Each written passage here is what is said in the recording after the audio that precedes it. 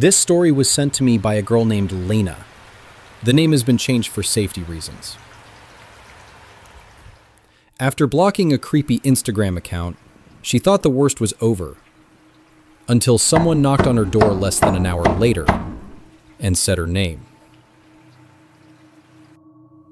This story comes from LENA, a 24-year-old who lives alone in a small apartment on the edge of a quiet town. She told me that a couple months ago she started getting random Instagram messages from an account she didn't recognize. The username was just a jumble of letters and numbers. No profile picture, no posts. The first message just said, "I saw you at the coffee shop yesterday. You looked sad." Now, LENA says she hadn't posted anything from the coffee shop. No story, no check-in, nothing.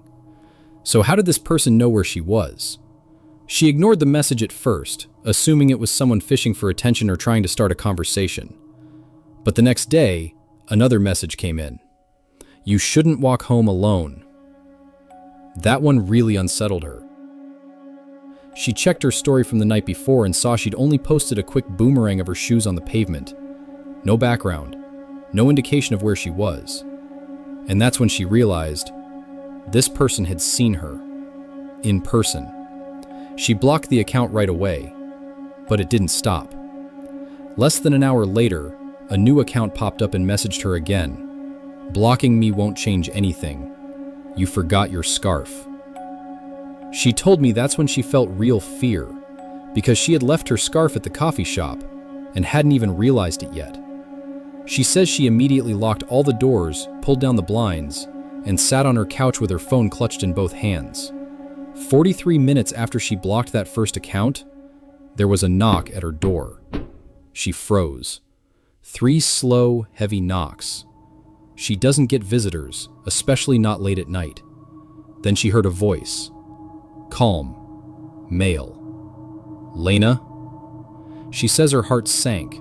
The voice didn't sound aggressive or angry. It sounded familiar, like someone who knew her. Another knock. "I just want to talk. You dropped something."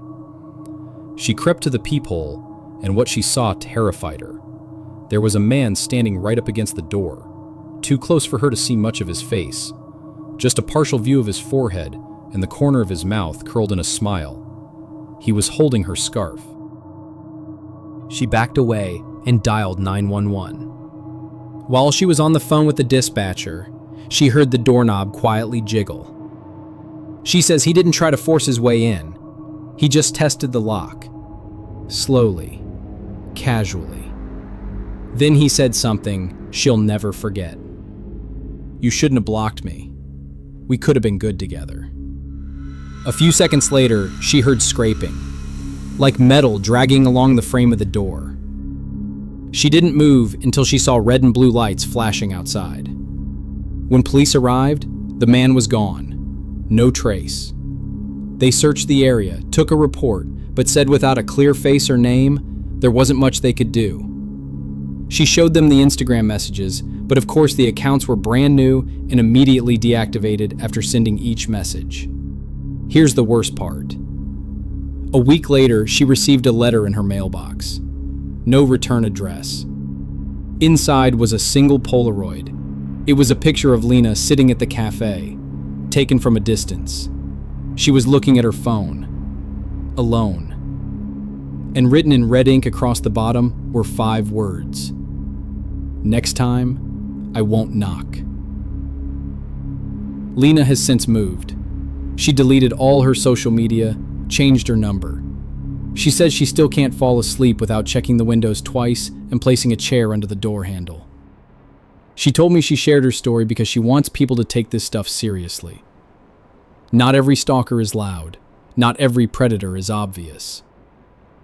Sometimes, they just wait and watch. And when they're ready, they don't knock.